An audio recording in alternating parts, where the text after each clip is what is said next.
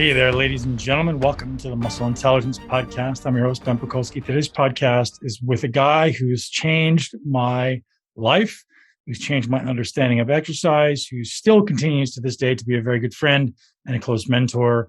Probably, in my opinion, the guy who knows most about exercise in the entire world, specifically biomechanics and anatomy, ultimately. And so he doesn't, and he gets very adamant about this in the podcast, he doesn't talk about hypertrophy. He doesn't talk about mechanisms. He talks about biomechanics. And biomechanics is the foundation of everything you do in the gym. Ultimately, it's how you move, right? So how do I move in a squat? How do I move in walking? How do I move in breathing? All of those are the study of biomechanics, how the body moves. And Tom Purvis is an exceptional wealth of information. Tom has been doing this a very long time. He has an incredible understanding, and his understanding is very much accurate, very much true to the purity of the human system. And Tom tends to get very strongly opinionated, as you guys will see in the podcast, about people doing things outside of what he sees to be accurate. And I don't think he's wrong. I think maybe there's context that we could apply it to outside of what Tom's beliefs are. But Tom tends to think there's not. And again, I think it's worth exploring. My favorite thing to do is explore my beliefs, explore what I call my own bullshit, quote unquote. I apologize for cussing, but it's explore my own thoughts, explore what I believe to be true. And Tom does a really good job, as you guys see in today's podcast, in challenging me, in challenging what I believe, in challenging my theories, and challenging my hypotheses. And for me, I enjoy that. I enjoy when people come in and are strongly opinionated about what they have a strong knowledge in, and maybe encouraging me to think differently. Does that mean I believe everything he says? No, but that means I'm going to leave and I'm going to think about every single thing he's saying and how it applies to both me, my clients, my business, and my life. And ultimately, it allows me to think critically. So the greatest gift you're going to get from this podcast is not only to understand exercise more effectively, but hopefully to challenge your own beliefs. And for me, that's been one of the most life-changing things that's ever happened in my life. So I have the utmost respect for this man. Tom, if you're listening, I appreciate you, sir. You're an amazing, amazing gift to the world, to the exercise world, and anyone who has the opportunity to learn from you. Go over and do it now. Personaltraining.com, exercise, I think it's, exerciseprofessional.com, and RTS123.com. All of Tom's websites are just truly incredible resources. So without more rambling for me, today's podcast is brought to you guys by Organifi. Organifi Gold, Green, Red. All of them should be in your cabinet. If you're going to choose one, gentlemen, I suggest you choose red. Ladies, I suggest you choose gold. And in general, everyone should be taking the green. So guys, the reason I suggest red, you guys have heard me. If something's going to take you out as a man, you got to go down the list and say, what are the things that are going to take me out in life? It's going to be cancer. It's going to be heart attack, most likely, right? Or you're getting hit by a bus. So I want to make sure that I'm preventing those things. So certainly every month, do some fasting that'll reduce the likelihood of cancer. Certainly every year we do some ketogenic dieting that can reduce the risk of cancer. Now I'm not an expert in this, so don't take my advice, go ask your doctor, but this is how I approach it. And when it comes to cardiovascular health, I want to make sure that I'm getting enough berries and red fruits and red vegetables and things that are improving my nitric oxide retention. So I want to consume things that improve nitric oxide systems in the body. And reds from Organifi is one way that I do that on a consistent basis. I also eat a lot of beets. I also eat a lot of berries. I also take some citrulline, some arginine, things that improve pump. Ultimately, if it improves pump, it's improving your blood delivery to the muscles, to the penis, to whatever ultimately muscle you're trying to use in that moment. So it's a great thing for guys. I usually take this reds about once a day, sometimes pre-workout, sometimes post. On average, if you can default to one, take it post-workout, take 2 scoops post-workout, and you're good. As far as ladies, why I suggest the gold one, it tastes freaking awesome. And it's really great for chilling you out at night. So I know a lot of my female clients want something just to I don't want to have a tea. Like, what can I consume at night that tastes really great? And it's kind of like a dessert. So this is what I suggest to my ladies. So instead of consuming, your chocolate after dinner or your dessert, go ahead and grab Organifi Gold and allow you simply to calm down. It's loaded with adaptogens, which allow your nervous system and your adrenals to work more effectively. And ultimately control your nervous system, control your blood sugar, allow you to sleep and calm down at the end of the day most effectively. So ladies and gents, head over to Organifi.com and use the code MUSCLE to get hooked up with 20% off, because Organifi is loving being part of the Muscle Intelligence Podcast, and I hope you are too. We're doing March is like muscle building month, which is why I was like, we got to get Tom on for sure. And specifically to training, it's not necessarily the physiology of muscle building. It's like mechanics and movement and all that fun stuff. So I'm curious what the newest kind of area of focus is for you. Well, it's always mechanics. The thing I only take clients / patients that have multiple issues. If another therapist can do it, I don't want them. I need somebody with lots of stuff. And I was fortunate enough to have a guy get referred to me a year ago this month. Well, no, he had his accident a year ago this month, head-on collision on a motorcycle, 50 miles an hour. And he died a couple of times. The gas tank on his motorcycle looked like a wadded up piece of paper because he broke it with his legs and his pelvis, crushed it with his legs and his pelvis. So he had his face reconstructed, had a dislocated thumb, which is really interesting when you're trying to use a walker or then, use dumbbells or whatever the heck. And he had a frozen shoulder by the time he was in because he was in a coma for I don't know how many months. And then it was 3 months in the hospital. They kicked him out too early, in my opinion. But then, he had an open wound in his stomach from where they bolted his pelvis back together. So he had this big wound vac thing when we started working. What else? Well, they had these giant pins sticking out of his leg to stabilize him, to stabilize the bone. First of all, they decided whether they're going to amputate or try to put it back on because the compound fracture was ridiculous and it is from the knee down on the left. And so they decided to try to fix it. So he's just full of metal everywhere. And they said, you're going to need a joint replacement. And he's got nerve damage in his lower leg there. So he can't dorsiflex. Well, he couldn't dorsiflex. And when I first saw him, he hadn't been pretty much off his back in 3 months. Wow. And so it was interesting. The problem, one of my favorite things, and this is why this is part of a focus of what I'm thinking about. The mechanics is kind of the easy part to me now, 40 years later. The interesting thing to me is application of progression. How do you assess somebody? If you have a canned assessment, if you do a sit and reach, you probably don't know anything. If you're, you got in the old YMCA/HCSM days, you do a box step test and then you never do it again. You don't see if you fixed anything. It's just crap you do. I'm thoroughly convinced most of the canned assessments were just to make trainers not feel clueless day one. They really weren't to do anything. They were just kind of emotional support until we could get to counting sets and reps, and then we were good.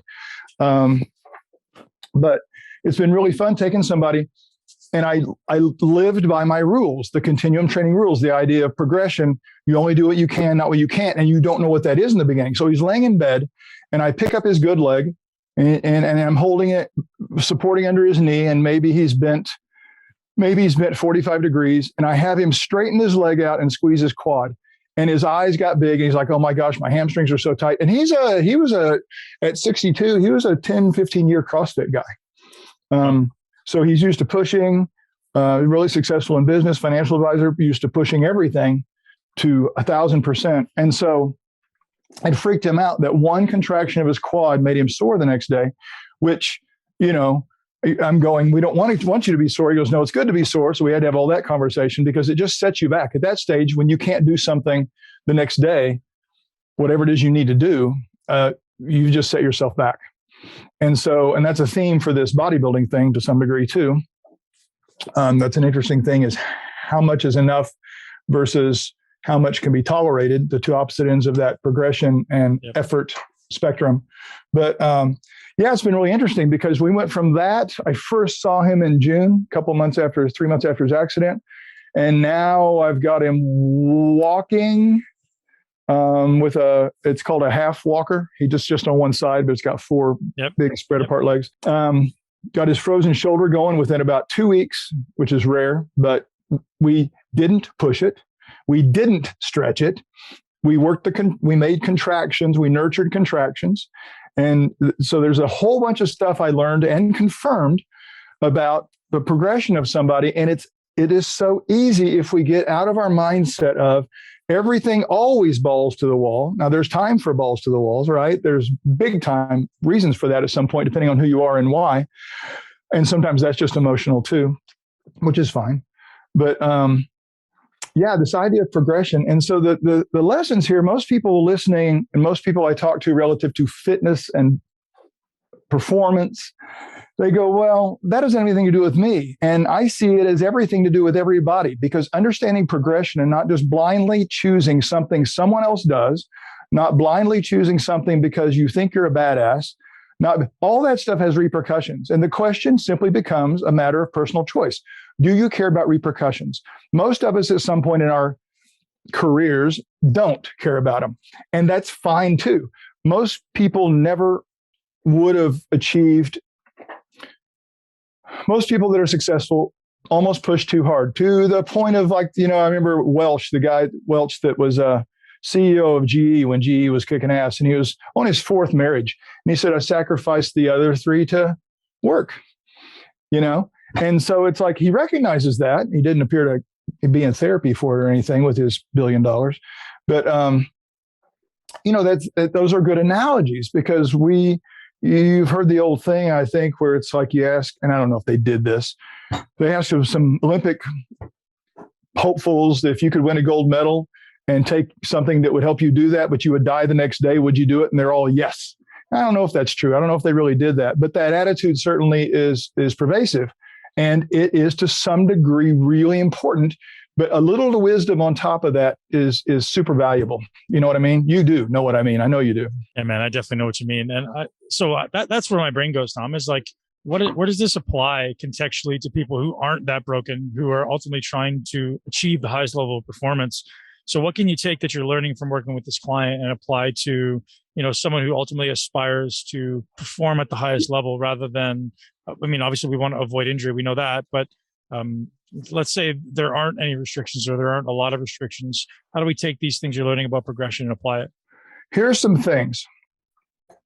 Number one, I'm going to suggest that our interpretation of injury at that stage of our life is very, very poor, because here's a great example. CrossFit made rock tape famous. Now, if your workout requires fucking duct tape when you're done, or even to perform it, we've got a problem, Houston, right? So that's an interesting thing. And I in no way am codependent. If someone wants to chop their arm off with an axe, I'm all for it. Just stay away from me, So if someone wants to do that stuff, just like I did, I was front squatting 400 pounds, and then you get to where your knees hurt because I wasn't as controlled as I should have been, even though I was more controlled than anybody else I could see. I wasn't what I was doing, but I should. And then you end up with what they would have called tendonitis, and I'm not so sure that's what it was, but that's what it would have been diagnosed as. And so you lay off for 2 months until it goes away, or you wrap it tight enough you can't feel it. And that's the funny thing about wraps. Of course, if you're a powerlifter, you wrap so tight your knees can't bend, which to me means you're not actually lifting the weight yourself. But that's another issue. But the big thing is that wrapping stuff pretty much makes it so you can't feel it. Well, that doesn't make it the next day feel any better when you're trying to walk around or get out of a chair. Even though you can front squat 400 pounds, getting out of a chair feels like you're 1,000. You know what I mean? So there's that right there.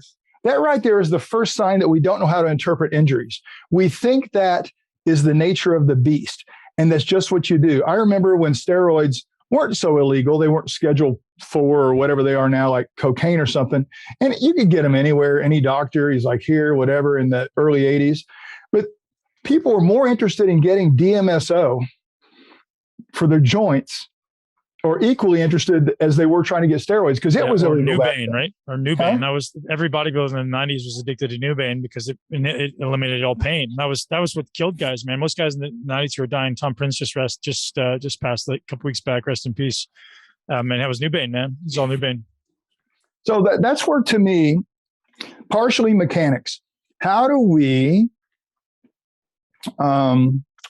work within the tolerances, and better yet, the ideal function of joints, which you talk about all the time? And that is a very elusive thing to people. They assume, I've done that forever, and it hasn't hurt me. And I said, well, finish the sentence. It hasn't hurt you yet. Very short-sighted. And if you don't care if it does, I don't care. You're just another patient to me. I'll make money off of you now. I'll make money off of you later when you're torn up. So in fact, I'll make more then because you're never going to get well. So you'll see me forever. So, and I'm being facetious, that's why you're smiling. So, you know that about totally. me. But, I'm filled with hyperbole, so people shouldn't take me seriously. That's why it's always the best podcast. But that's a big thing, is what is an injury? And does it actually end up setting you back? Does this improper mechanics, which includes inertia-filled stuff, which includes poor deceleration, so you're actually getting a hammer at the bottom when you go to come back up, as opposed to something relatively gentle when you've already got 500 pounds on there. You don't need to exponentially increase that at the bottom by slamming.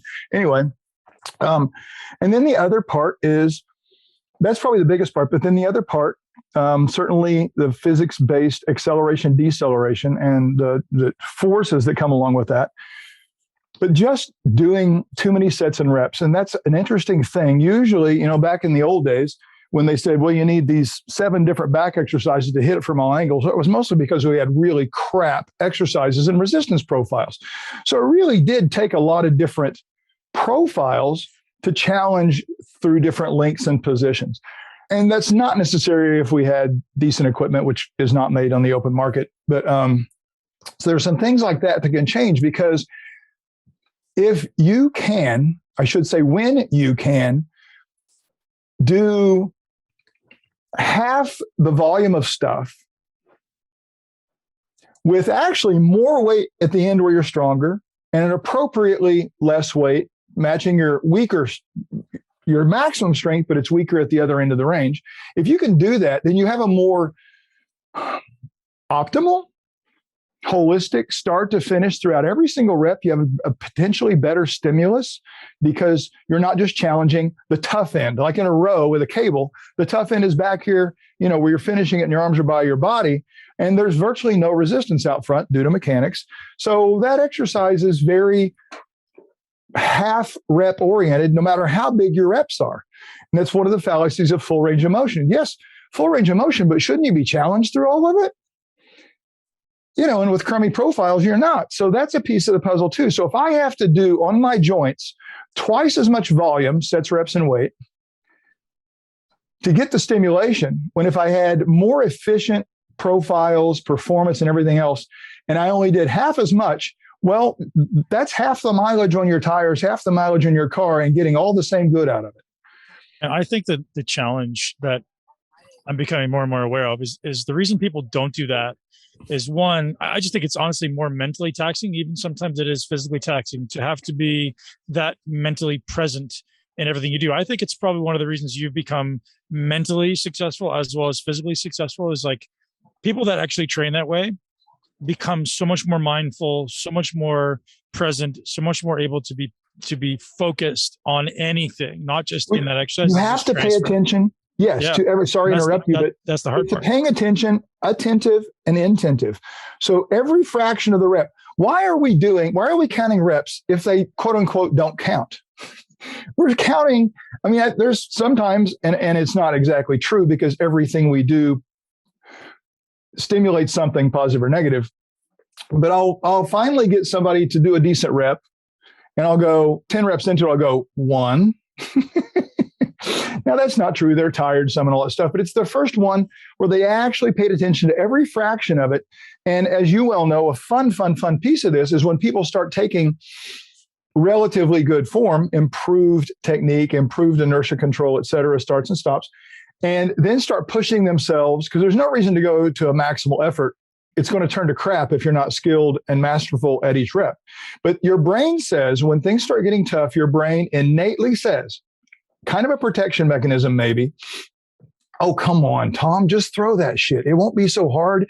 You'll feel better, and you won't be hurting from effort, right? The muscular challenge of, oh my God, like you said, and the brain, it takes so much brain work to fight the innate, oh, it's getting tough. Well, let me just toss it. No, wait a minute. You still moved it, but the only reason you got to is because you aborted the challenge.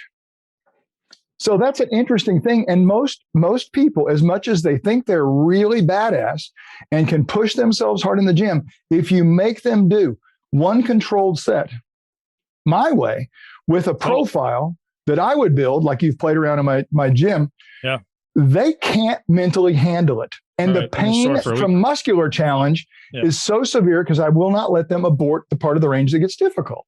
Yeah. And so, man, one thing I started doing with all my clients is I make them do a single rep with every body part. We'll go through like every exercise. I'll make them do a single rep with the extent of intention. So the reason I say one rep rather than one set is one rep is achievable. I was like, yeah, no, that's easy. I can do one rep, but I want you to give 100% effort at every segmental inch of this rep. Yes.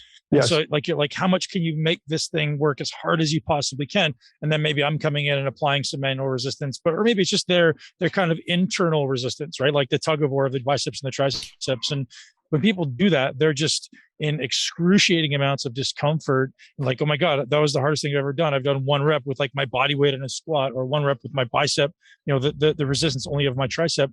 And that starts to give them a framework of like, oh, this is actually what it's supposed to feel like. Okay, now take that. And now is how much weight could you actually do? And it's usually about a third of what they would normally do.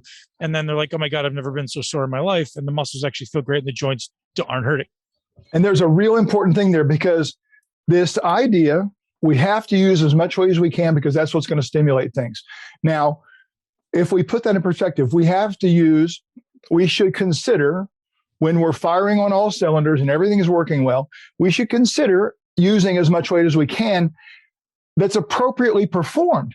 Because if all of that weight is stimulating and not just, listen, here's the fun thing.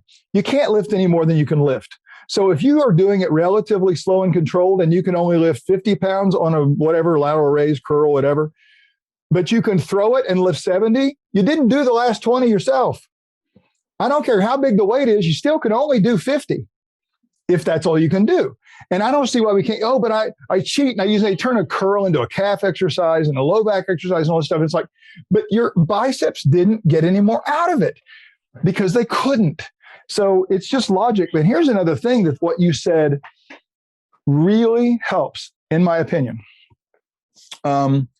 We dismiss the motor learning factor. Even in research, they go, oh, no. We taught them how to do the bench press. We told them to go down and up. And I'm like, this is why researchers are idiots. Because it's like, man, I could take that guy, and as soon as I add some effort to that, his form's going to go to crap because he hasn't mastered the form yet. If someone wants to work hard, and this is where people have to grow up.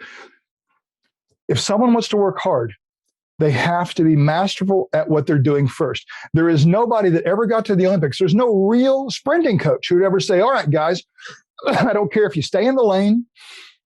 I don't care what your form looks like. I want you to run as fast as you can every time out there. But that's what we do in CrossFit. That's what we do in cardio. I've watched people in the parking lot at Gold's over here, and they've got housewives that are 70 pounds overweight, and they're slapping their feet on the parking lot, sprinting.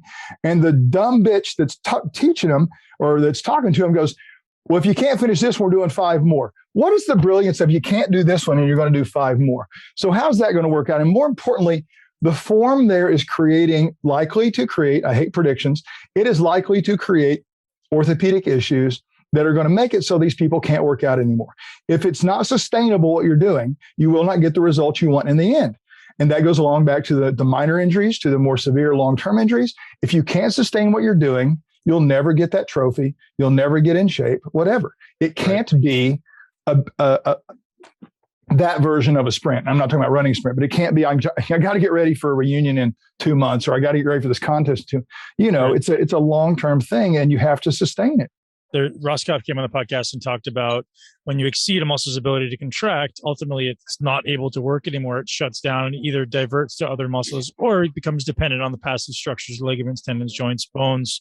And that's ultimately where these orthopedic issues come up. But the one question I do get is, well, what about the metabolic benefit, right? So, yes, there's definitely going to be orthopedic considerations, but some people are like, well, if I just keep going, I'm burning more calories. That's always the defense. To what end?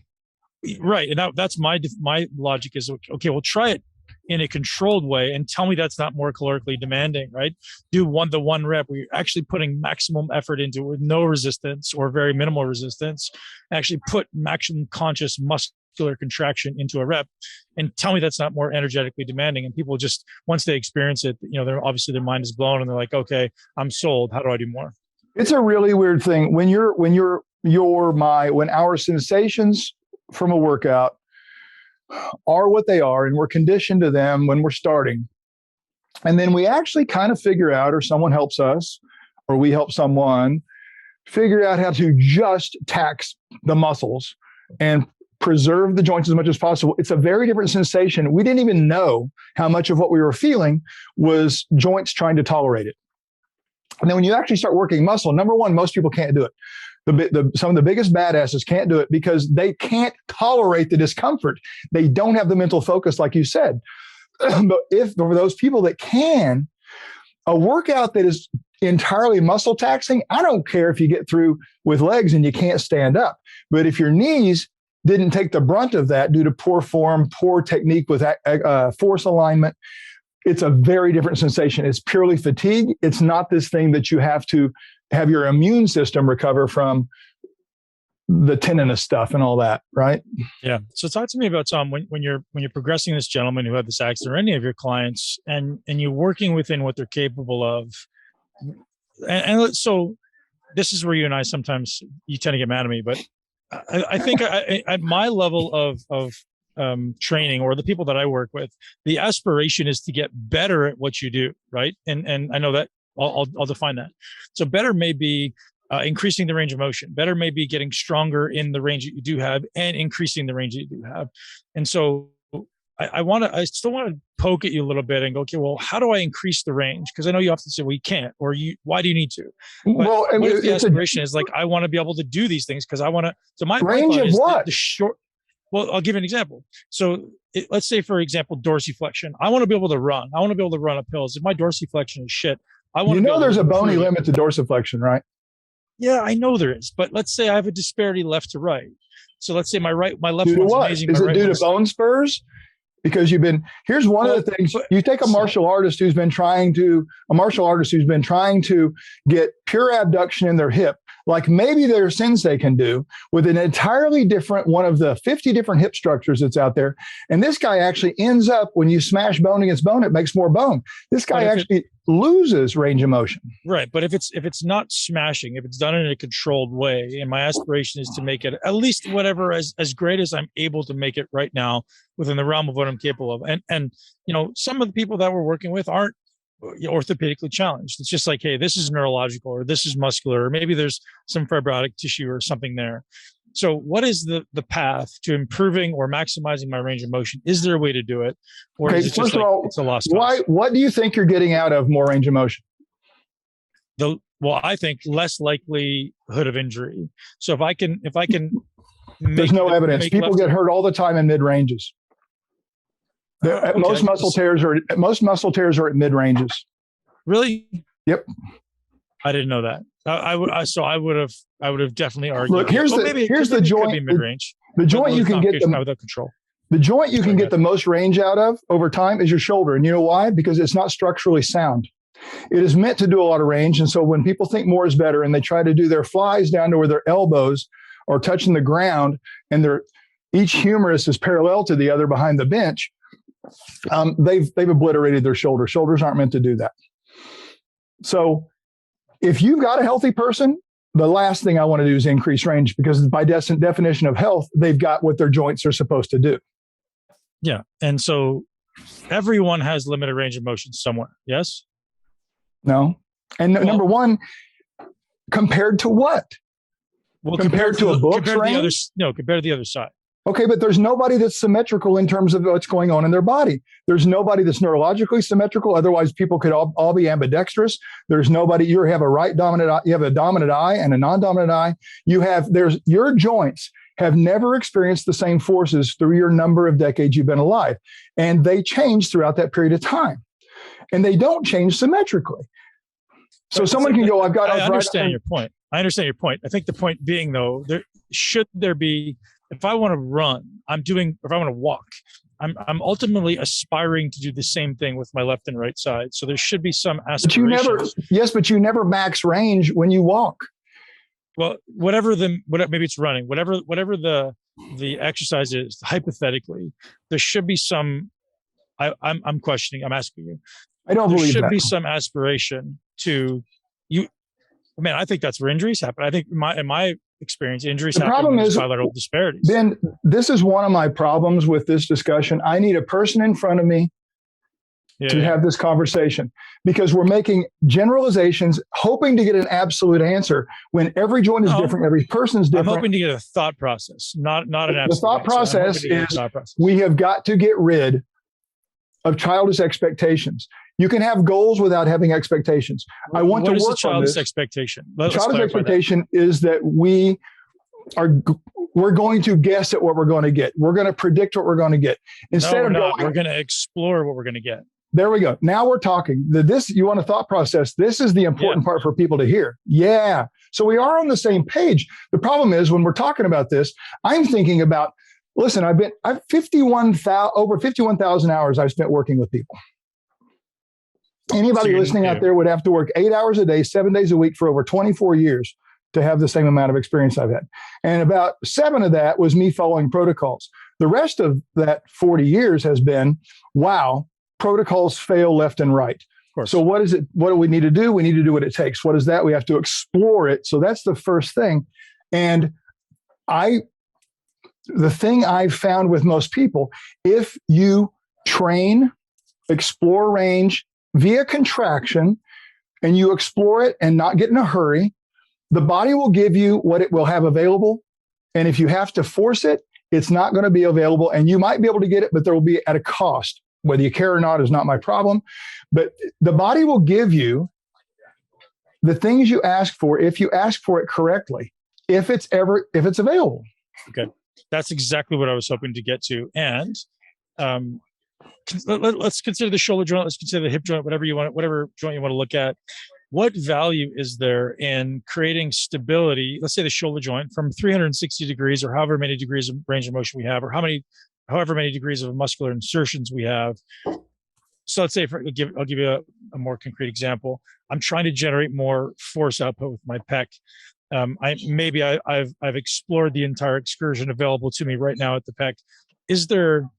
Have you come across value in increasing the kind of co-contraction of supporting muscles, either acutely, like in the moment, or if you're talking about consciously attempting to create co-contraction versus your brain's already doing that anyway. Well, what I'm talking about specifically is there value in training these muscles either synergistically or in some general, like what I'm getting to is like, how do I know what proportion to train all muscles around a joint? Yeah. Like how do you make those decisions? But when you say train them, you already are.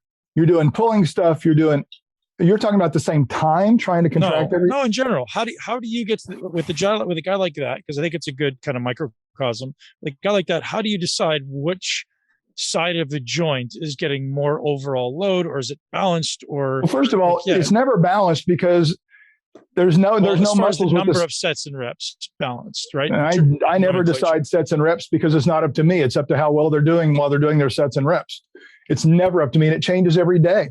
And I can change the moment arm, and the number of sets and reps change, and I can change how hard they're thinking, and the number of sets and reps. Let's talk about that.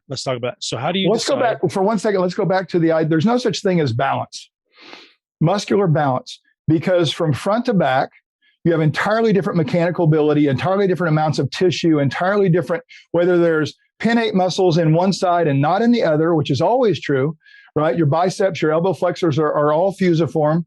Your triceps are largely pinnate. These will never be the same strength. Your bicep does not have an anatomical pulley. Your tricep does. There's no way to have the same strength. Can you imagine having the same strength in your dorsiflexors as your plantar flexors?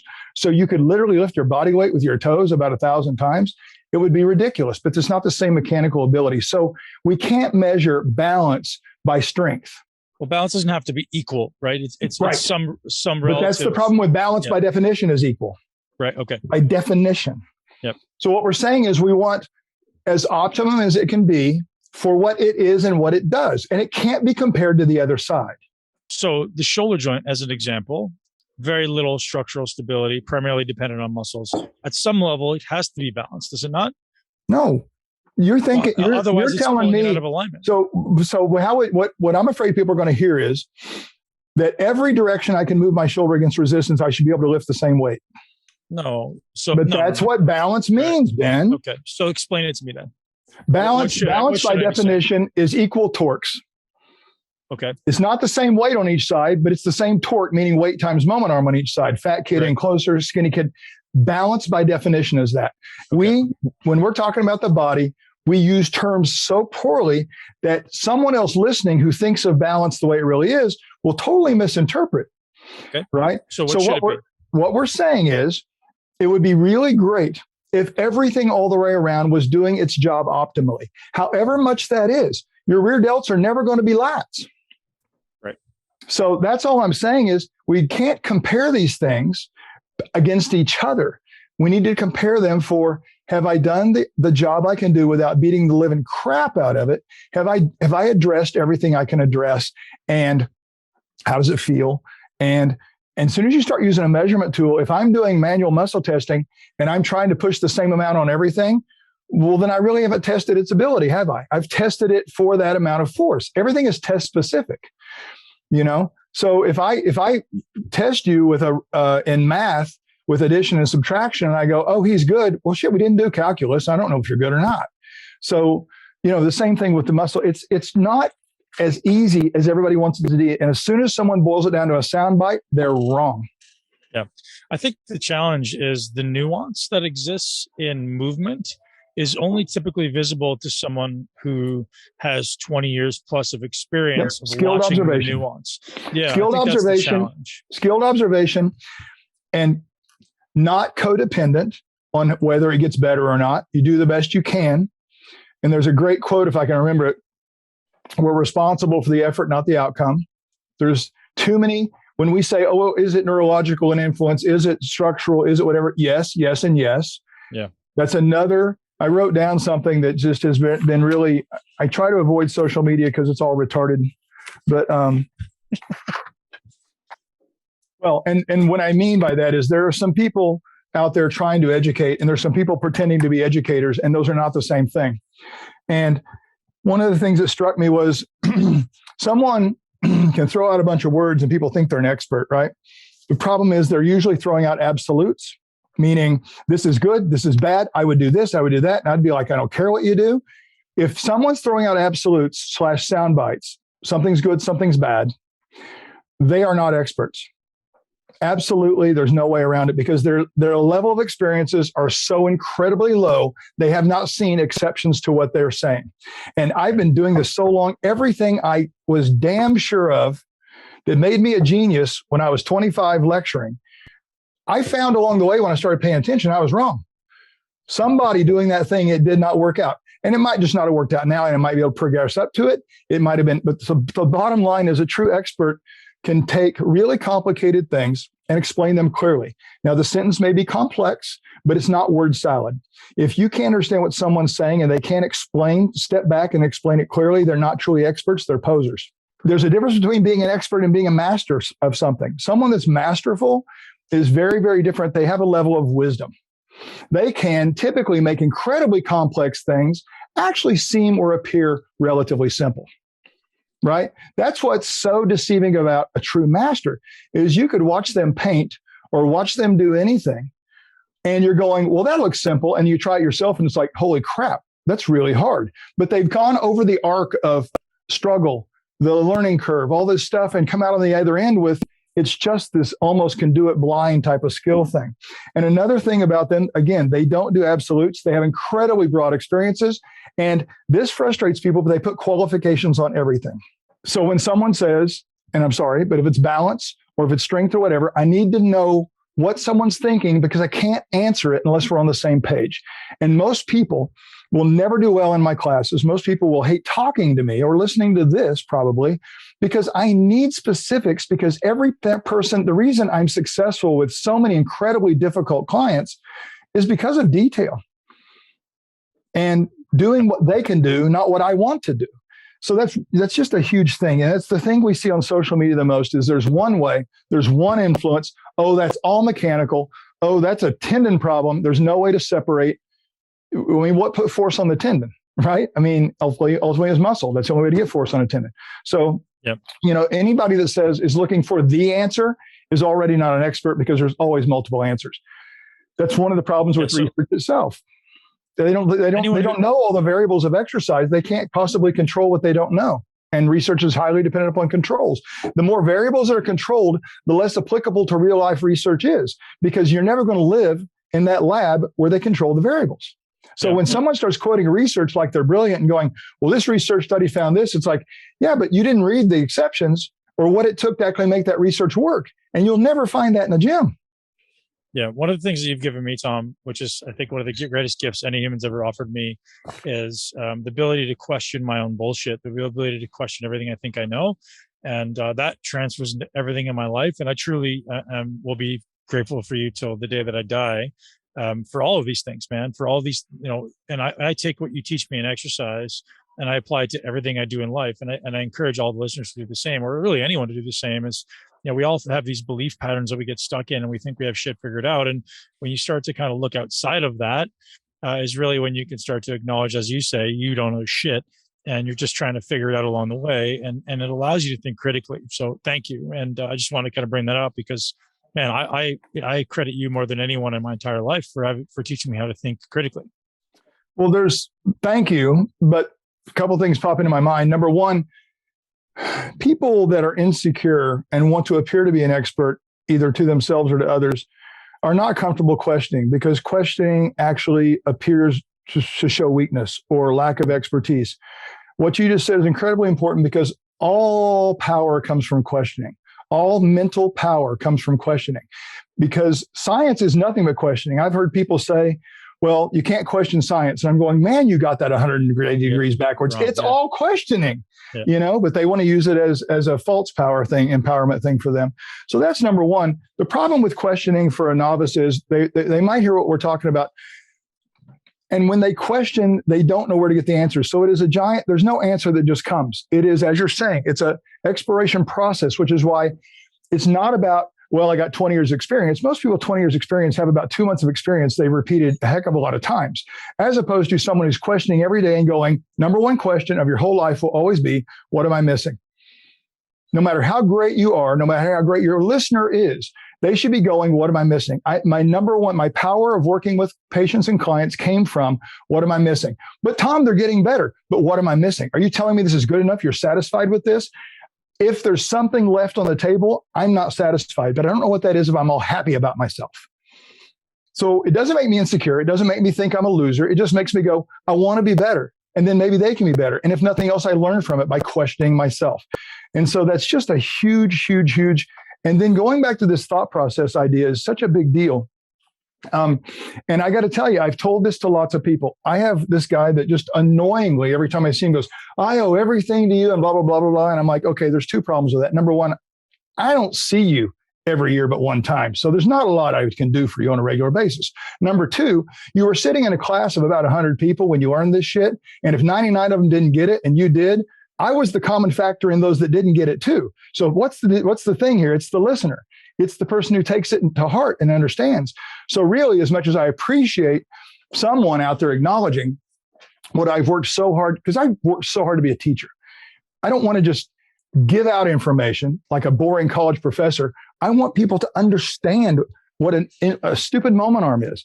And that's one of the differences. When you watch some of these people that have stolen my stuff, they present it boringly. They present it as matter of fact. And I've got passion in everything I talk about, the smallest little thing, because I understand how big it is for someone, if not everyone. And then the other thing that, I always thought, man, I'll never get a tattoo, because thinking long term, I can't imagine being in a nursing home at 90 and not feeling stupid for having that hula girl on my arm or whatever from the Navy. You know what I mean? And so I thought, man, I finally came up with something last year that I would get as a tattoo. Although I like what one guy said, a friend of mine from Canada, Day for Day, he said, and this is going to make people mad. He said, I appreciate this so much. I see tattoos as vandalism, but there's a Latin word, and I'm going to butcher the saying of it. I've heard one person say it. It sounded Italian. And then there was another one that was some Latin, but it's spelled Nescio, Nescio. And it means, I don't know. And if I was ever going to get a tattoo, I'd put it right here on the palm of my hand. And if anybody said, what's the answer? I mean, I'd just be like, I don't know. Yeah. I like it, man. I like it. And in the same breath, I have this conversation all the time, is people who are beginning want guidance, right? And it's not always possible to teach them to think at your level, or teach them to understand all the different variables that you're considering when you're thinking at your level. And so sometimes people listening are really just like, well, what can I take from this, and what should I be focused on, and what are some of the takeaways that I can take from Tom Purvis, who ultimately is one of the best minds, if not the best mind in exercise mechanics, and actually applied to my workout right now. So if you were to kind of condense this down and go, all right, when you're training, do this. Okay, well, I can think of a couple of things. Number one, the power of intention, which is when you were talking about paying attention for every piece of the rep. See, some people go, oh, intention, it's putting your mind in the muscle. It's like, that mind in the muscle thing, that's a joke. That's a soundbite, doesn't mean anything. That doesn't tell you how. I got 13 different versions of intention that I'm currently teaching. And if we were going to quote unquote put someone's mind in the muscle, that simply means it's not that easy. It's because I used to think, what am I, having a brain transplant into my bicep? Am I just looking at it? Well, it's actually a lot of relatively simple things, but that's number one for probably most of your listeners who are interested in specifically hypertrophy and muscle, is to stop. And there's going to be a caveat to this. Stop just moving weight. You are not a weight lifter. You are a body builder. So the focus needs to stop being, did the weight get from the top to bottom? The range of motion is not determined by how far the weight moves like they do in a bench press. That's true for powerlifting. That's the rule of the sport. For someone worried about optimizing muscle, they should be listening to their current joint/muscular abilities. Working within their current abilities and not pissing it off will potentially allow the body to offer more in terms of strength, more in terms of contractile ability, and more potentially in terms of range of motion, as you suggested. So this idea of I'm going to go a notch further, every millimeter of a range that's moved needs to be entirely attention-filled, thinking about whatever your goal is, be it muscle, be it, and you can throughout a rep, throughout a set, throughout from one set to the other, slightly change what you're thinking about. Different ways of intending to control the weight, control the muscle, control the range, control your body, control your static positions that totally encourage some things to be more mechanically available. Like we talk about kind of a chest up filled rib cage idea for chest, as opposed to collapsing. Well, that's not just the movement, that's the foundation. In fact, all movement is entirely based upon its foundation. So when people start going, oh, well, you're doing arm stuff instead of back, why don't you start doing the shoulder blade stuff? And people are like, oh, yeah, I feel all that stuff. But you realize the shoulder blade stuff is entirely dependent upon the thoracic spine. So if someone's thoracic spine is super curved, they're never going to have the scapular movement that they're probably going to want. So all of these things, wow, that's a lot. Boiled down to what? Paying attention and always asking, what am I missing? When you ask what you're missing and you start looking elsewhere beyond your current comfort zone is when things start to show up and you start to value and see more things. You rarely see things you're not looking for. And as long as we're perfectly happy with what we're doing and we're blind to the details, we rarely ever grow and evolve. So everything you're saying to me is the answer. It's paying attention to the details and always questioning for the purpose of betterment and evolving my brain and my body. What should I be doing here? What should I be doing with this client? What am I missing? No matter how satisfied I am or proud I am, we're missing something that could be a big deal. Yeah. So walk me through what you are thinking about. So because that's a really complex question. So when I'm doing a bench press, when I'm doing a squat, there's an enormous number of things that I could be thinking of. And how do I know? I think this is kind of a leading question, but how do I know I'm doing it right? How do I know I'm focusing on the right thing? Well, bring me back if I get off track here, but I've changed again by watching people's experiences. I used to have kind of a protocol in my head of, okay, with everything, you want to work on the positioning first. They got to have perfect posture. They got to have this, they got to have that. And I started realizing that's all great, but they still don't know what exercise they're doing. So it's kind of like I have started now, and it's probably not any of your listeners, but I'm talking about beginners, so if your listeners are also trainers, they need to realize that if they're working with real people, they're not training themselves. They're training real people who don't have the same muscular ability or attention oriented ability or whatever. But I start teaching them the motion. Really light, but it's like, look, this is what this is going to look like. And then start trying to dial it in a little at a time. The word triage is important to me because it's like, I used to throw this entire paragraph at people about, here's what we're going to do. We're going to do this and this and this. And you're going to hold this tight and you're going to move this down to here. And in the end, they were like, we're going to do what? So you start with one thing. You do the next most important thing. Sometimes that's based on what you just observed, but it's a matter of honing. It's a matter of chipping away at the giant rock to get down to the Venus de Milo or whatever. It's that kind of stuff.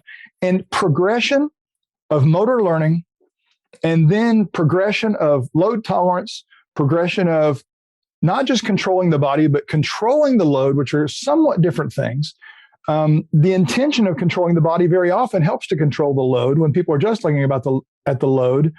Sometimes it's not so detailed, but it's all important. So now I knew I'd get off track. Bring me back to the two things you asked. Man, my I made you lose it. Huh? Yeah, well, I was thinking about, so I want to ask this question since we're on this path. How important is load and motor learning? So, because like going through the motion without resistance is so different. And I'm curious in your experience, what percentage of load, there's some data on that I've seen, but I'm curious in your experience. You can't do percentages of load because you have to do a 1 rep max first and you haven't motor learned it yet.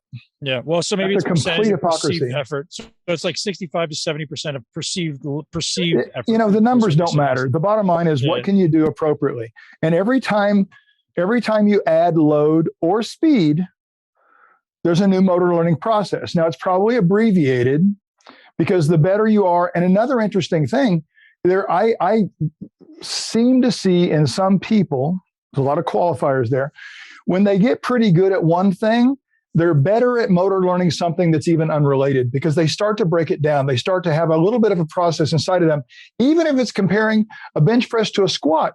Those are largely unrelated, except that when I learn to control and separate, well, what's supposed to move, what's not, I get to take that new awareness over there and then apply it immediately to a different chunk of the body. So there's an abbreviated process there.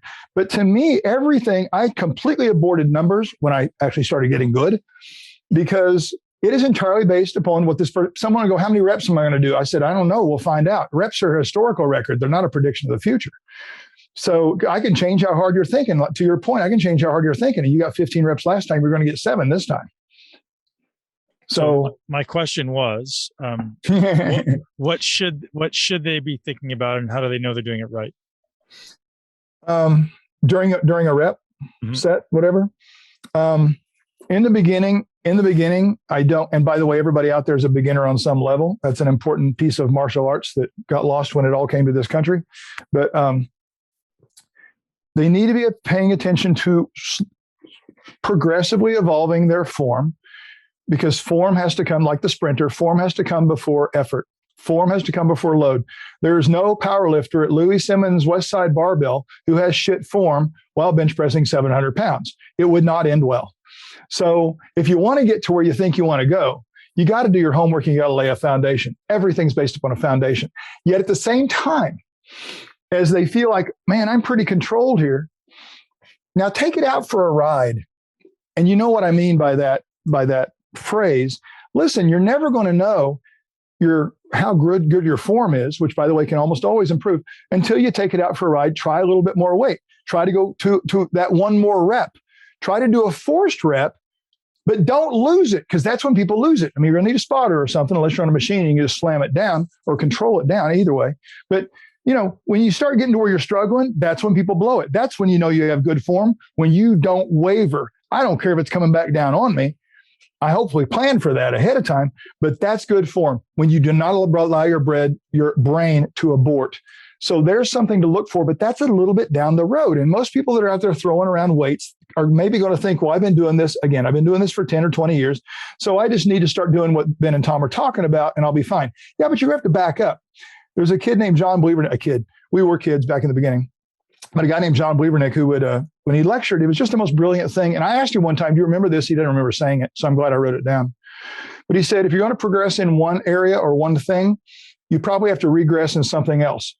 So for example, if I was going to go up and load, I very likely would shave off the weaker, more severe end of the range. If I was going to go up on a bench press, I might not try to get to the same range, but when I get controlled through the range, I can control it. I'll add that range back in there. You follow me? So, it's like anything. So if I'm going to go up in weight and take this thing out for a ride, I might back off of a couple other things because my point of progression has become the priority. And then I can throw those things back in there and get back to where we were, but with a new load. So that's a really masterful thing he said there that he doesn't remember. I guess I could take credit for it, but then I'd be like all those social media guys. So I'm going to give him credit.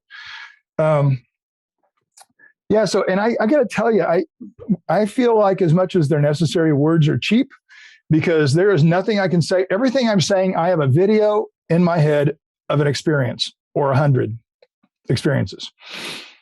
And I'm running through those in my head when I'm answering questions or trying to come up with a statement. And everybody out there is listening to words.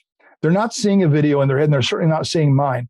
That's why live classes are just the most important thing, because I can actually, someone can come and go, I've watched everything you've ever done, and they'll lay down on a bench, and I'm like, are you sure? I don't see any evidence of it. Because words are tough to turn into physical reality. Well, and application, right? So there's so many coaches out there who are theoretical and zero practice. And I honestly, without the amount of practical experience I've put into it, I wouldn't have any idea of the stuff you're talking about. Because when you speak it, I hear it, I intellectualize it, but I don't understand it until I go and apply it. And I'm like, oh, I see where this applies. And I create my own kind of conclusions and applications. And without actually taking in where the rubber meets the road, it's almost, in my mind, it's almost impossible to actually truly get it. Well, it is. And sometimes the best answers or the best attempt at making it practical, if I say something or ask a question to a class, if they try to answer it, it's never going to end well. The one thing that I was always taught in school was you never answer a question with a question. And those teachers simply didn't want to be questioned, because the most important answer is a question, because you need to clarify, is this what you mean? Help me see what you're saying, because now you can start to build an image, start to build a picture, or walk into the gym a little better. If the points that are confusing to you of what I said, we go back and clarify. So coming back at me with a question when I make a statement or a question is the single most valuable thing for you to come up with an answer for you, or for you to take it into live practical use. And you do that. That's one of our things we've always done is the back and forth of questions is part of why we're not so bad at communicating with each other, like I probably am with everybody else in the world, pretty poor at it. So one of the things I know isn't your area of expertise, man, but I'm sure you've explored it at some level. There's clearly a chemical influence to fatigue, clearly a chemical influence to performance. And when I say chemical, biochemical, meaning nutrition, inflammation, hydration, electrolytes. How much have you explored that's influence on clients? Why? It has to. Number one, you can't be an expert in everything. And number two, it's of absolutely no interest to me. Number three, I've always hated chemistry because I can't see those fucking little electrons. Yeah. It's just so interesting because personally, I see such a variability in people. Shouldn't someone else explore that? The chemical guy is not exploring what I do and will never have the same experiences. That's why someone else should be doing that. But maybe that's the problem, right? The problem is the chemical guy isn't exploring what you do, and then you guys need to talk. So that's what I find is if you want to know those things, you need to talk to us. I don't need to talk to that guy. This is your quest to understand both. It's not mine or his. This is really important. Your teachers do not need to put everything together for you.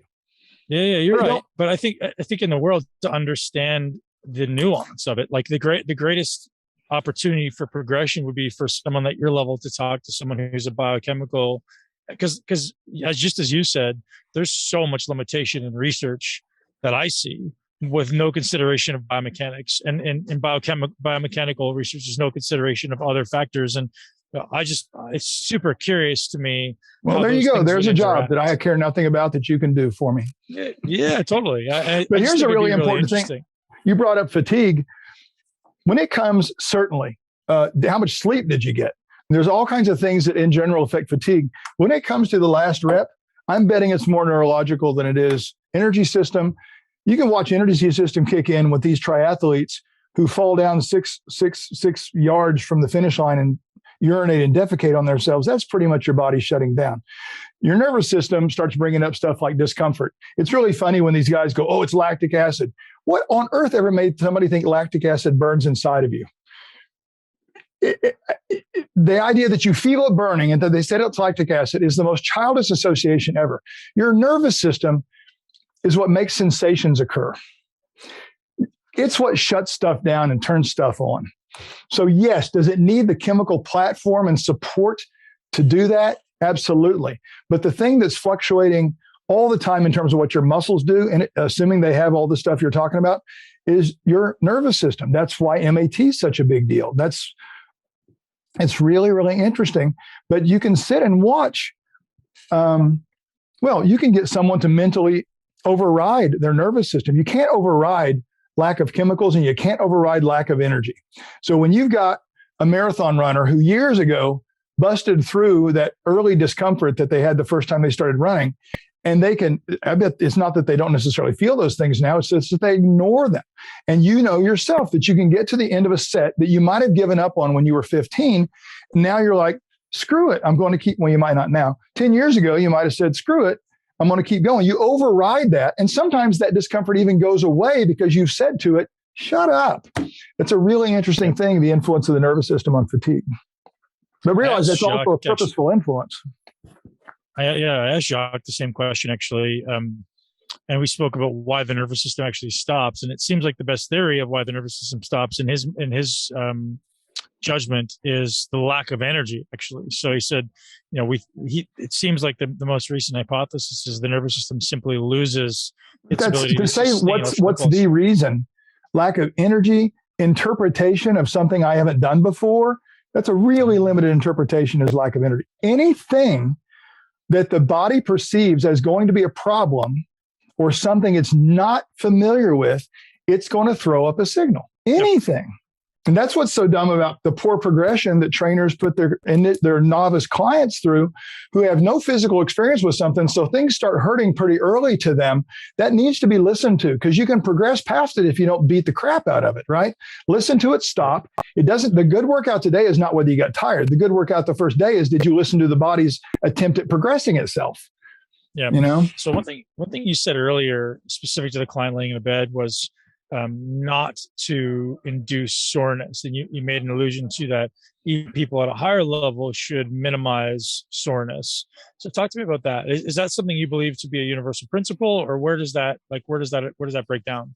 Well, like everything, I'm going to go back and go, what kind of soreness? Because there's at least two kinds, if not four, that are easily identifiable simply through sensation and duration.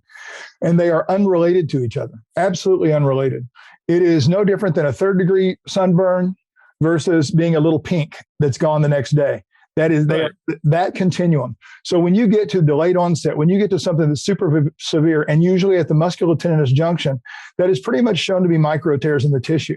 And people used to say the stupid thing, you got to tear it down to build it back up. You got to break it down. That's not at all true. Yes, they find micro tears, but there's no evidence that makes somebody grow any faster than someone who doesn't get them. In fact, tears in tissue create scar tissue. Scar tissue is not contractile. Scar tissue gets in the way of contraction. That makes no sense. And I was talking to one guy the other day, and I don't know where he got this, so I don't want to blame it on him. I won't even say his name until I learn more about what he was saying.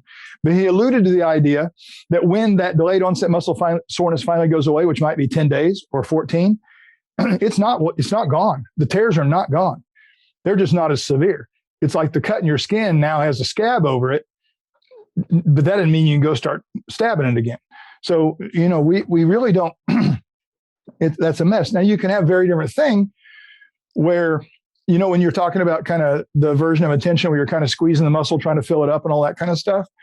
If someone gets sore from that, well, first of all, that sensation of squeezing and filling up and tightening and all that kind of stuff, expanding in 3 dimensions, when you're contracting during a curl or whatever, that's a great measurement tool for when should I stop a set.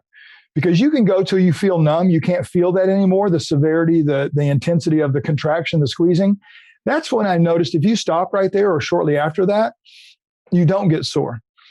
The further you go into that squeezing, even up to that, even if you stop that version of intensity, so to speak, I hate that word, but that version of intensity produces a more subtle, diffuse version of soreness that feels like it's throughout every single part of the muscle, top, bottom, end to end, side to side.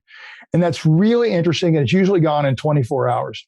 That is not remotely the same thing, location-wise, severity-wise, or anything else, not produced by the same thing. Usually, they find that the musculotendinous junction version of soreness that lasts a while, not only being micro tears, is very, very, very often associated with poor deceleration. So during the eccentric, you're getting that hammer effect. And realize you consider the tendon to be the bottom of a funnel. This muscle is big and producing all this force, and every bit of force it produces come down, is funneled right down to that tendon. So if people are like, why do I get sore there? Why do I feel it there? Because everything that muscle doing comes down to one point.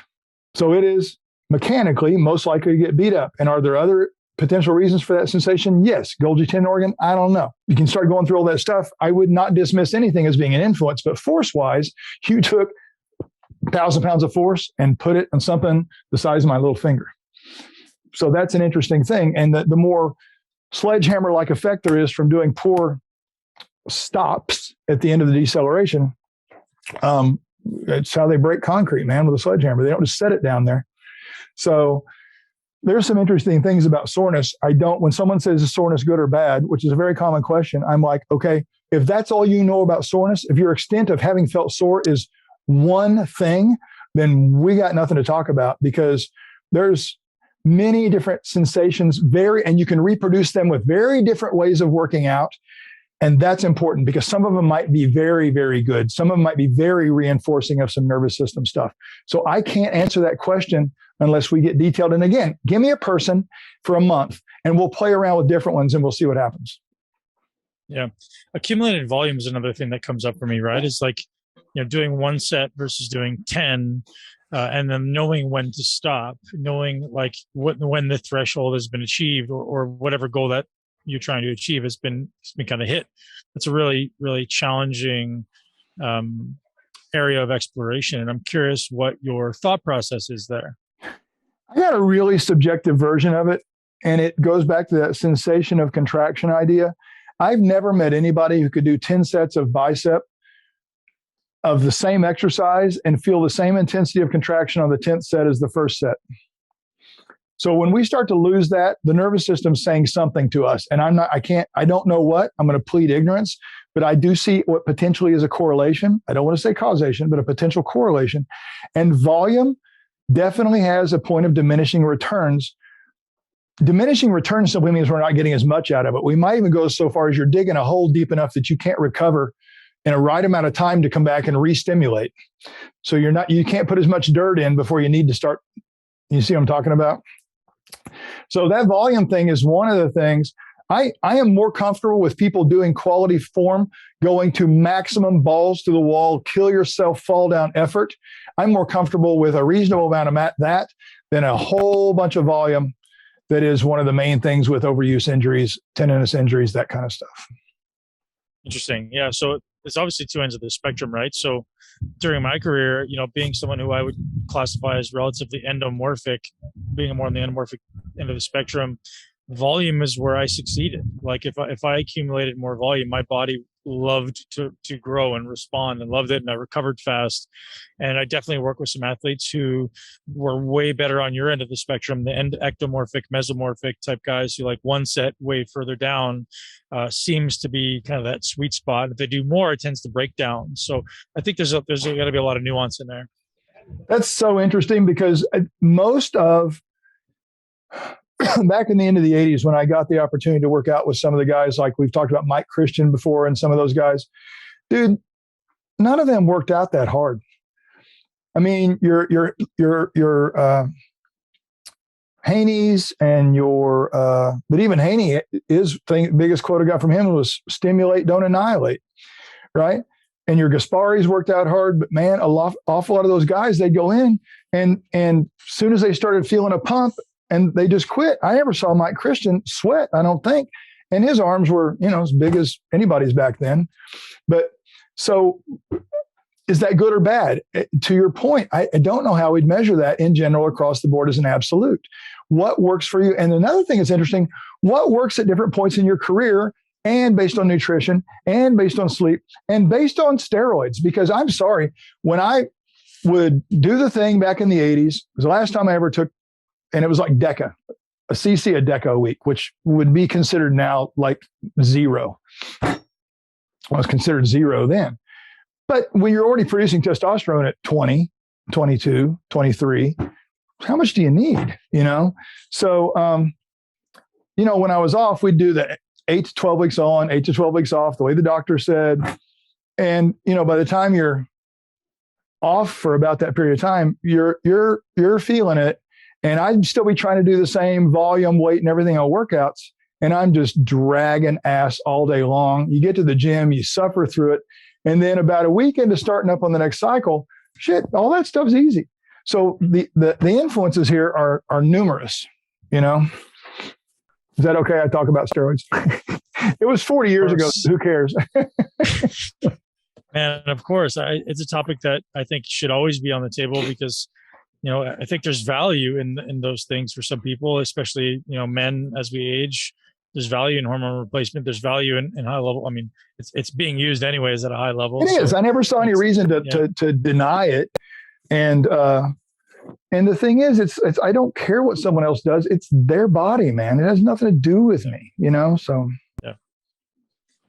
Mr. Purvis, I'm respectful of your time, and I'm incredibly grateful for your wisdom, man. Where should people who are interested in learning more from you go to find out all about RTS and Exercise Professional and all these amazing things you're up to?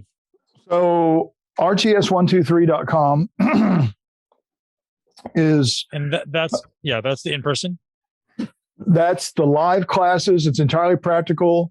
If they're willing to travel and come straight to me to the mastery level, which anybody can do, you don't have to jump through the hoops. We have a foundations level, which is pretty much just for people who don't want to travel. It's a much shorter thing. It's a good introductory thing. But I've had many, many people that are prepared to work hard, that are detail-oriented people, that are good at questioning. They come straight to mastery and they do fine. Now, having said that, there are a lot of lecture-oriented classroom type prerequisites. And those used to be live. You came to those. But now they're all online on a video platform called exerciseprofessional.com. That is kind of a dipping your toe in with I set them up kind of like college courses, the 1,000s, 2,000s, 3,000s, and that's the order someone might want to take them, although you can buy a la carte. You can jump straight to the end if you're so inclined for a specific subject. But the purpose for that is a lot of people go, oh, RTS just teaches that textbook science stuff. I reference textbooks in there. I reference everything I can because I don't think references make you weak. I think they make you more powerful because that shows that you have lots of support and background. And anybody that pretends they came up with something or goes, oh, no, I got my stuff from a lot of sources. What they're saying is they don't want to reference. They're lying pieces of shit. But that stuff is mostly so we can communicate. You want to come to me. The thing that makes it mastery is we need to hit the ground running, talking about everything on those videos as a rationale, as an understanding for what we're doing in the gym. Otherwise, it just becomes some silly course where we're teaching people how to lift weights, which is not what it is. It's about understanding how to make decisions and what goes into each exercise that we might use to manipulate this thing for an individual, because it's not about us, it's about them. And so that's what that is for. It's an ability to communicate at a relatively high level so that we can hit the ground running and just get after it when you come see me. Yeah. And for anyone listening who maybe questions whether or not it's valuable, it's certainly the most valuable personal training course that I've ever taken and that I've ever come across. So giving you the highest kind of accolade, man. It's you're the guy when it comes to exercise, and I think the audience needs to know that. So thanks, Tom. I appreciate you being here, man. Ben, I've always appreciated how much you've respected and yes, applied, but respected what I do and probably more so how hard I work at it to evolve myself as a teacher. And I still do it. I train the toughest guys I can find. at any level of their continuum of participation. But anyway, I'm sorry I get excited and I cut you off today on some stuff, but you're always tolerant of that. No, man. And you keep asking me back, so you're asking for it, basically. Dude, that's why I love it, right? If I'm not getting challenged, I'm not getting better. So, and there's, as you know, man, there's few people who challenge me, and that's one of the reasons that I respect you so much. I do appreciate that every time we do have a conversation. Thanks, man. Talk to you soon.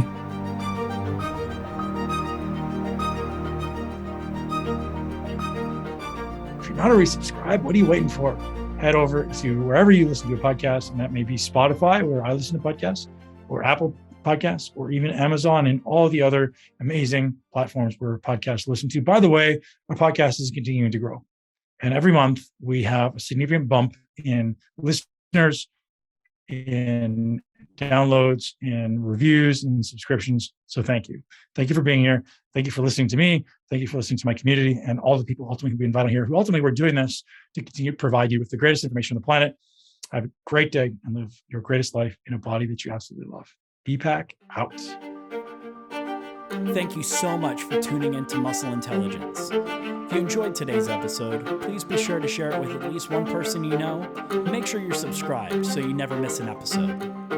This podcast is for information purposes only. The statements and views on this podcast are not medical advice. This podcast, including Ben Pakulski and the producers, disclaim responsibility for any possible adverse effects from the use of information contained herein. Opinions of guests are their own, and this podcast does not endorse or accept responsibility for statements made by guests. This podcast does not make any representations or warranties about guest qualifications or credibility. This podcast may contain paid endorsements or advertisements for products or services. Individuals on this podcast may have a direct or indirect financial interest in products or services referred to herein. If you think you have a medical problem, consult a licensed physician.